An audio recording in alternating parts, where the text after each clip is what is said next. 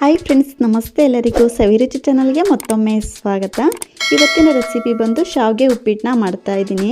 ಇದನ್ನು ನೀವು ಬೆಳಗ್ಗೆ ಬ್ರೇಕ್ಫಾಸ್ಟ್ಗಾಗಿರ್ಬೋದು ಅಥವಾ ಲಂಚ್ ಬಾಕ್ಸ್ಗಾಗಿರ್ಬೋದು ತುಂಬ ಸುಲಭವಾಗಿ ಕೂಡ ಮಾಡ್ಕೊಳ್ಬೋದು. ತುಂಬಾ ಟೇಸ್ಟಿಯಾಗಿರುತ್ತೆ. ಇದು ಚಿಕ್ಕ ಮಕ್ಕಳಿಂದ ದೊಡ್ಡವರವರೆಗೂ ಎಲ್ಲರಿಗೂ ತುಂಬಾ ಇಷ್ಟ ಆಗುವಂಥ ರೆಸಿಪಿ. ಖಂಡಿತ ನೀವು ಕೂಡ ಈ ವಿಧಾನದಲ್ಲಿ ಒಂದ್ಸಲ ಟ್ರೈ ಮಾಡಿ ನೋಡಿ. ಈ ಶಾವಿಗೆ ಉಪ್ಪಿಟ್ಟು ತುಂಬಾ ಉದುದ್ರಾಗಿ ತುಂಬ ಸಾಫ್ಟಾಗಿ ತುಂಬಾ ಟೇಸ್ಟಿಯಾಗಿ ಬರುತ್ತೆ. ಹಾಗೂ ಫಸ್ಟ್ ಟೈಮ್ ಸವಿರುಚಿ ಚಾನಲ್ ನೋಡ್ತಾ ಇದ್ರೆ ದಯವಿಟ್ಟು ಸಬ್ಸ್ಕ್ರೈಬ್ ಮಾಡ್ಕೊಂಡು ಕೂಡ ನೋಡಿ. ಪಕ್ಕದಲ್ಲೇ ಇರುವಂತಹ ಬೆಲ್ ಬಟನ್ ಕೂಡ ಕ್ಲಿಕ್ ಮಾಡಿ. ಈಗ ಬನ್ನಿ ಮಾಡೋ ವಿಧಾನ ನೋಡ್ಕೊಳ್ಳೋಣ. ಮೊದಲು ಶಾವಿಗೆನ ಬೇಯಿಸ್ಕೊಳ್ಳೋಣ. ಹಾಗಾಗಿ ಗ್ಯಾಸ್ ಮೇಲೆ ಒಂದು ಪಾತ್ರೆಯಲ್ಲಿ ಸ್ವಲ್ಪ ನೀರನ್ನ ಬಿಸಿ ಇಟ್ಕೊಂಡಿದ್ದೀನಿ. ಈಗ ಇದಕ್ಕೆ ಈ ಕಪ್ಪಲ್ಲಿ ನಾನು 1.5 ಕಪ್ ಆಗೋಷ್ಟು ಶಾವಿಗೆನ ಬಿಸಿನೀರಿಗೆ ಹಾಕ್ಕೊಳ್ತಾ ಇದ್ದೀನಿ. ಇಲ್ಲಿ ನಾನು ರೋಸ್ಟೆಡ್ ಶಾವಿಗೆನ ತೊಗೊಂಡಿದ್ದೀನಿ. ನೀವು ಮಾಮೂಲಿ ಪ್ಲೇನ್ ಶಾವಿಗೆನ ತೊಗೊಂಡ್ರೆ ಕಡಾಯಲ್ಲಿ ಸ್ವಲ್ಪ ಶಾವಿಗೆನ ಹುರ್ಕೊಂಡು ಬಿಸಿನೀರಿಗೆ ಸೇರಿಸ್ಕೊಳ್ಬೇಕಾಗುತ್ತೆ. ನಾನಿಲ್ಲಿ ರೋಸ್ಟೆಡ್ ಶಾವಿಗೆನ ತೊಗೊಂಡಿರೋದ್ರಿಂದ ಡೈರೆಕ್ಟಾಗಿ ಬಿಸಿನೀರಿಗೆ ಸೇರಿಸ್ಕೊಂಡಿದ್ದೀನಿ. ಸೇರಿಸಿ ರೀತಿ ಕಂಪ್ಲೀಟಾಗಿ ಮಿಕ್ಸ್ ಮಾಡಿಕೊಂಡು ಒಂದು ಪ್ಲೇಟ್ ಮುಚ್ಚಿ ಒಂದು 2 ರಿಂದ 3 ನಿಮಿಷ ಶಾವಿಗೆನ ಬೇಯಿಸ್ಕೊಳ್ಳೋಣ. ನೋಡ್ತಾ ಇರ್ಬೋದು, ಒಂದು 2 ರಿಂದ 3 ನಿಮಿಷ ಬೇಯಿಸ್ಕೊಂಡಿದ್ದೀನಿ ಅಷ್ಟೇ. ತುಂಬ ಹೊತ್ತು ಬೇಯಿಸ್ಕೊಳ್ಳೋಕೆ ಹೋಗಬಾರ್ದು, ಶಾವಿಗೆ ಎಲ್ಲ ತುಂಬ ಮೆತ್ತಗಾಗ್ಬಿಡುತ್ತೆ. ಹಾಗಾಗಿ ಒಂದು 2 ರಿಂದ 3 ನಿಮಿಷ ಬಿಸಿನೀರಲ್ಲಿ ಬೇಯಿಸ್ಕೊಂಡ್ರೆ ಸಾಕಾಗುತ್ತೆ. ಬಿಸಿನೀರಿಗೆ ಹಾಕ್ಕೊಂಡ ತಕ್ಷಣ ಶಾವಿಗೆ ತುಂಬ ಸಾಫ್ಟ್ ಆಗಿಬಿಡುತ್ತೆ. ಹಾಗಾಗಿ ಈ ರೀತಿ ಒಂದು 3 ನಿಮಿಷ ಶಾವಿಗೆನ ಬೇಯಿಸ್ಕೊಂಡಿರೋದಾಗಿದೆ. ನೋಡ್ತಾ ಇರ್ಬೋದು, ಈ ರೀತಿ ಶಾವಿಗೆ ಸಾಫ್ಟಾಗಿ ಬೆಂದಿದೆ. ಇದಿಷ್ಟಾದರೆ ಸಾಕು. ಈಗ ಗ್ಯಾಸ್ನ ಆಫ್ ಮಾಡಿಕೊಂಡು ಈಗ ಈ ಶಾವಿಗೆನ ಈ ರೀತಿ ಒಂದು ಜಾಲರದಿಂದ ನೀರನ್ನ ಕಂಪ್ಲೀಟಾಗಿ ಸೋದಿಸ್ಕೊಂಡು ಒಂದು ಪ್ಲೇಟ್ಗೆ ತೆಗೆದಿಟ್ಕೊಳ್ತಾ ಇದ್ದೀನಿ. ನಿಮ್ಗೇನಾದರೂ ಶಾವಿಗೆ ಸ್ವಲ್ಪ ಜಾಸ್ತಿ ಬೆಂದಿದೆ ಅಂದರೆ ಸ್ವಲ್ಪ ತಣ್ಣೀರಿಗೆ ಹಾಕ್ಕೊಂಡು ಈ ರೀತಿ ಒಂದು ಸಪ್ರೇಟಾಗಿ ನೀರನ್ನ ತೆಗೆದಿಟ್ಕೊಂಡು ಒಂದು ಪ್ಲೇಟ್ಗೆ ಸೇರಿಸ್ಕೊಳ್ಳಿ. ಶಾವಿಗೆ ಉದುದ್ರಾಗಿ ತುಂಬಾ ಚೆನ್ನಾಗಿ ಬರುತ್ತೆ.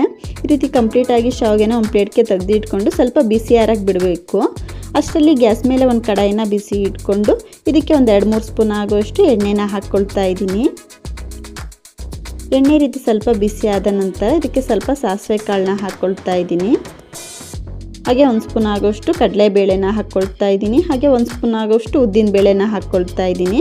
ಈ ರೀತಿ ಕಂಪ್ಲೀಟಾಗಿ ಸೇರಿಸ್ಕೊಂಡು ಲೋ ಫ್ಲೇಮಲ್ಲೇ ಈ ಕಡಲೆಬೇಳೆ ಉದ್ದಿನ ಬೇಳೆ ಸ್ವಲ್ಪ ಕಲರ್ ಚೇಂಜ್ ಆಗೋವರೆಗೂ ಹದವಾಗಿ ಫ್ರೈ ಮಾಡ್ಕೊಳ್ಳೋಣ.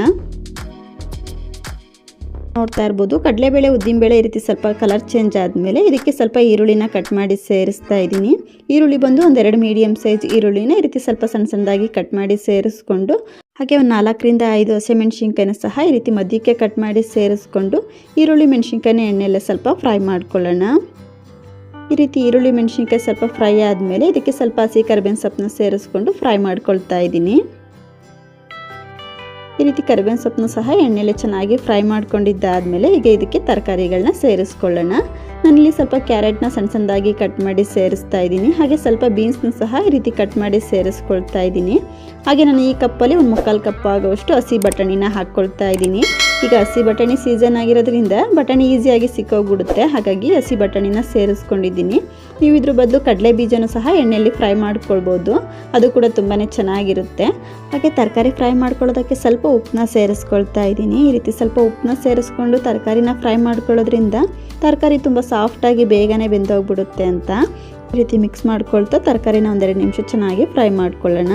ನೋಡ್ತಾ ಇರ್ಬೋದು, ಈ ರೀತಿ ಒಂದು 2 ನಿಮಿಷ ತರಕಾರಿನ ಒಂದು ಪ್ಲೇಟ್ ಮುಚ್ಚಿ ಫ್ರೈ ಮಾಡ್ಕೊಂಡಿದ್ದೀನಿ. ಈ ರೀತಿ ತರಕಾರಿ ಕೂಡ ಚೆನ್ನಾಗಿ ಸಾಫ್ಟಾಗಿ ಬೆಂದಿದೆ. ನಾವು ಇದಕ್ಕೆ ನೀರು ಹಾಕಿ ಬೇಯಿಸ್ಕೊಳ್ಳೋದಿಲ್ಲ, ಎಣ್ಣೆಲೇ ಕಂಪ್ಲೀಟಾಗಿ ತರಕಾರಿನ ಬೇಯಿಸ್ಕೊಳ್ಬೇಕಾಗುತ್ತೆ. ಈಗ ಇದಕ್ಕೆ ಒಂದು ಮೀಡಿಯಮ್ ಸೈಜ್ ಟೊಮೊಟೊನ ಈ ರೀತಿ ಸಣ್ಣದಾಗಿ ಕಟ್ ಮಾಡಿ ಸೇರಿಸ್ಕೊಂಡು ಹಾಗೆ ಸ್ವಲ್ಪ ಕ್ಯಾಪ್ಸಿಕಮ್ನ ಸೇರಿಸ್ಕೊಳ್ತಾ ಇದ್ದೀನಿ. ಕ್ಯಾಪ್ಸಿಕಮ್ಮು ತುಂಬ ಬೇಗನೆ ಫ್ರೈ ಆಗೋಗ್ಬಿಡುತ್ತೆ. ಹಾಗಾಗಿ ಈ ರೀತಿ ನಾವು ತರಕಾರಿನ ಕಂಪ್ಲೀಟಾಗಿ ಫ್ರೈ ಮಾಡ್ಕೊಂಡಿದ್ದಾದಮೇಲೆ ಕ್ಯಾಪ್ಸಿಕಮ್ನ ಸೇರಿಸ್ಕೊಳ್ಬೇಕಾಗುತ್ತೆ. ಈ ರೀತಿ ಟೊಮೊಟೊ ಕ್ಯಾಪ್ಸಿಕಮ್ನ ಎಣ್ಣೆಲೆ ಚೆನ್ನಾಗಿ ಫ್ರೈ ಮಾಡ್ಕೊಂಡಿರೋದಾಗಿದೆ. ನೋಡ್ತಾ ಇರ್ಬೋದು, ಈ ರೀತಿ ತರಕಾರಿನೂ ಕೂಡ ಚೆನ್ನಾಗಿ ಸಾಫ್ಟ್ ಆಗಿದೆ. ಈ ರೀತಿ ಕಂಪ್ಲೀಟಾಗಿ ಫ್ರೈ ಮಾಡ್ಕೊಂಡಿದ್ದಾದಮೇಲೆ ಇದಕ್ಕೆ ಸ್ವಲ್ಪ ತೆಂಗಿನಕಾಯಿನ ಸೇರಿಸ್ಕೊಳ್ತಾ ಇದ್ದೀನಿ. ಇಲ್ಲಿ ನಾನು ಒಂದು 1/2 ಕಪ್ ಆಗೋಷ್ಟು ತೆಂಗಿನಕಾಯಿನ ಕಂಪ್ಲೀಟಾಗಿ ಸೇರಿಸ್ಕೊಂಡಿದ್ದೀನಿ. ಈ ಶಾವಿಗೆ ಉಪ್ಪಿಟ್ಟಿಗೆ ಸ್ವಲ್ಪ ತೆಂಗಿನಕಾಯಿನ ಜಾಸ್ತಿ ಹಾಕ್ಕೊಂಡ್ರೆ ಟೇಸ್ಟ್ ಚೆನ್ನಾಗಿರುತ್ತೆ ಅಂತ ಹಾಗಾಗಿ ಸೇರಿಸ್ಕೊಂಡು ಹಸಿ ತೆಂಗಿನಕಾಯಿ ಆಗಿರೋದ್ರಿಂದ ತೆಂಗಿನಕಾಯಲ್ಲಿರುವ ನೀರು ಕಂಪ್ಲೀಟಾಗಿ ಡ್ರೈ ಆಗಿ ತೆಂಗಿನಕಾಯಲ್ಲಿರುವ ಎಣ್ಣೆ ಬಿಡ್ತಾ ಬರಬೇಕು. ಈ ರೀತಿ ನಾವು ತೆಂಗಿನಕಾಯಿನ 1 ನಿಮಿಷ ಚೆನ್ನಾಗಿ ಫ್ರೈ ಮಾಡ್ಕೊಂಡಿದ್ದಾದಮೇಲೆ ಇದಕ್ಕೆ ಒಂದು 2 ಚಿಟಿಕೆ ಆಗೋಷ್ಟು ಅಡುಗೆ ಅರಿಶಿನ ಹಾಕ್ಕೊಳ್ತಾ ಇದ್ದೀನಿ. ಸ್ವಲ್ಪ ಕಲರ್ಗೋಸ್ಕರ ಅಂತ ಅಷ್ಟೇ. ಇಷ್ಟ ಇದ್ದರೆ ಹಾಕ್ಕೊಳ್ಳಿ, ಇಲ್ಲಾಂದರೆ ಸ್ಕಿಪ್ ಮಾಡ್ಬೋದು. ಹಾಗೆ ರುಚಿಗೆ ತಕ್ಕಷ್ಟು ಉಪ್ಪನ್ನ ಸೇರಿಸ್ಕೊಂಡು ಈ ರೀತಿ ಕಂಪ್ಲೀಟಾಗಿ ಮಿಕ್ಸ್ ಮಾಡ್ಕೊಳ್ಳೋಣ. ಈ ರೀತಿ ಕಂಪ್ಲೀಟಾಗಿ ಮಿಕ್ಸ್ ಮಾಡಿಕೊಂಡು ಇದಿಷ್ಟಾದರೆ ಸಾಕು. ಈಗ ಇದಕ್ಕೆ ನಾವು ಆವಾಗಲೇ ನೀರಲ್ಲಿ ಬೇಯಿಸಿ ಇಟ್ಕೊಂಡಂಥ ಶಾವಿಗೆನ ಸೇರಿಸ್ಕೊಳ್ತಾ ಇದ್ದೀನಿ. ಈ ರೀತಿ ಕಂಪ್ಲೀಟಾಗಿ ಶಾವಿಗೆನ ಸೇರಿಸ್ಕೊಂಡು ಇದನ್ನ ಒಂದ್ಸಲ ಚೆನ್ನಾಗಿ ಮಿಕ್ಸ್ ಮಾಡ್ಕೊಳ್ಳೋಣ. ನಾವು ಬಿಸಿದೇ ತೆಗೆದು ಶಾವಿಗೆನ ಪ್ಲೇಟ್ಗೆ ಹಾಕ್ಕೊಂಡಿರೋದ್ರಿಂದ ಶಾವಿಗೆ ಸ್ವಲ್ಪ ಅಂಟ್ಕೊಂಡಿರುತ್ತೆ. ಹಾಗಾಗಿ ಈ ರೀತಿ ಒಗ್ಗರಣೆಯಲ್ಲಿ ಒಂದ್ಸಲ ಚೆನ್ನಾಗಿ ಮಿಕ್ಸ್ ಮಾಡಿಕೊಂಡ್ರೆ ಶಾವಿಗೆ ಉದುದ್ರಾಗಿ ತುಂಬಾ ಚೆನ್ನಾಗಿ ಬರುತ್ತೆ. ನೋಡ್ತಾ ಇರ್ಬೋದು, ಈ ರೀತಿ ಕಂಪ್ಲೀಟಾಗಿ ಮಿಕ್ಸ್ ಮಾಡ್ಕೊಂಡಿರೋದಾಗಿದೆ. ಈ ರೀತಿ ಕಂಪ್ಲೀಟಾಗಿ ಮಿಕ್ಸ್ ಮಾಡ್ಕೊಳ್ಬೇಕಾದ್ರೆ ನಾವು ಊರಿನ ಪೂರ್ತಿ ಲೋ ಫ್ಲೇಮಲ್ಲೇ ಇಟ್ಕೊಂಡಿರಬೇಕು. ನೋಡ್ತಾ ಇರ್ಬೋದು, ಈ ರೀತಿ ಕಂಪ್ಲೀಟಾಗಿ ಮಿಕ್ಸ್ ಮಾಡಿಕೊಂಡು ಈಗ ಇದಕ್ಕೆ ಕೊನೆಯದಾಗಿ ಸ್ವಲ್ಪ ನಿಂಬೆ ರಸನ ಹಾಕ್ಕೊಳ್ತಾ ಇದ್ದೀನಿ. ನಾವು ಸ್ವಲ್ಪ ಟೊಮೊಟೊನ ಹಾಕ್ಕೊಂಡಿರ್ತೀಯ ಅಲ್ವಾ, ನೋಡಿಕೊಂಡು ಸ್ವಲ್ಪ ನಿಂಬೆ ರಸನ ಸೇರಿಸ್ಕೊಳ್ಬೇಕಾಗುತ್ತೆ. ಈ ರೀತಿ ಸ್ವಲ್ಪ ನಿಂಬೆ ರಸನ ಕೊನೆಯದಾಗಿ ಸೇರಿಸ್ಕೊಳ್ಳೋದ್ರಿಂದ ಸ್ವಲ್ಪ ಟೇಸ್ಟ್ ಚೆನ್ನಾಗಿ ಬರುತ್ತೆ ಅಂತ. ಹಾಗೆ ಕೊನೆಯದಾಗಿ ಸಣ್ಣದಾಗಿ ಕಟ್ ಮಾಡಿರುವಂಥ ಸ್ವಲ್ಪ ಕೊತ್ತಂಬರಿ ಸೊಪ್ಪನ್ನ ಸೇರಿಸಿ ಮಿಕ್ಸ್ ಮಾಡ್ಕೋತು ಅಂದರೆ ತುಂಬಾ ಸೂಪರ್ ಆದಂಥ ಶಾವಿಗೆ ಉಪ್ಪಿಟ್ಟು ರೆಡಿನೇ ಆಗೋಗ್ಬಿಡುತ್ತೆ. ನೋಡ್ತಾ ಇರ್ಬೋದು, ಶಾವಿಗೆ ಉಪ್ಪಿಟ್ಟು ಎಷ್ಟು ಉದುದ್ರಾಗಿ ತುಂಬ ಸಾಫ್ಟಾಗಿ ಬಂದಿದೆ ಅಂತ. ಖಂಡಿತ ತುಂಬಾ ಟೇಸ್ಟಿಯಾಗಿರುತ್ತೆ. ಇದನ್ನು ನೀವು ಬೆಳಿಗ್ಗೆ ಬ್ರೇಕ್ಫಾಸ್ಟ್ಗಾಗಿರ್ಬೋದು ಅಥವಾ ಮಕ್ಕಳು ಲಂಚ್ ಬಾಕ್ಸ್ಗಾಗಿರ್ಬೋದು ತುಂಬಾ ಚೆನ್ನಾಗಿರುತ್ತೆ. ಖಂಡಿತ ಒಂದ್ಸಲ ಟ್ರೈ ಮಾಡಿ ನೋಡಿ. ನಿಮಗೆ ಹೇಗೆ ಬಂತು ಅಂತ ಮಿಸ್ ಮಾಡದೆ ಕಮೆಂಟ್ ಮಾಡಿ ತಿಳಿಸಿ. ನೋಡೋರಲ್ವಾ ಫ್ರೆಂಡ್ಸ್, ಇವತ್ತಿನ ಶಾವಿಗೆ ಉಪ್ಪಿಟ್ಟು ರೆಸಿಪಿ ನಿಮ್ಮೆಲ್ಲರಿಗೂ ಇಷ್ಟ ಆಯಿತು ಅಂದ್ಕೊಳ್ತೀನಿ. ಇಷ್ಟ ಆದರೆ ಈ ವಿಡಿಯೋಗನ್ನು ಲೈಕ್ ಮಾಡಿ, ಶೇರ್ ಮಾಡಿ, ಹಾಗೂ ಇನ್ನಷ್ಟು ಈಸಿ ರೆಸಿಪಿಗಾಗಿ ಸವಿರುಚಿ ಚಾನಲ್ನ ಸಬ್ಸ್ಕ್ರೈಬ್ ಮಾಡ್ಕೊಂಡು ಕೂಡ ನೋಡಿ. ಪಕ್ಕದಲ್ಲೇ ಇರುವಂಥ ಬೆಲ್ ಬಟನ್ನು ಕೂಡ ಕ್ಲಿಕ್ ಮಾಡಿ. ಇನ್ನೊಂದು ಒಳ್ಳೆ ರೆಸಿಪಿಯೊಂದಿಗೆ ಸಿಗೋಣ. Thank you.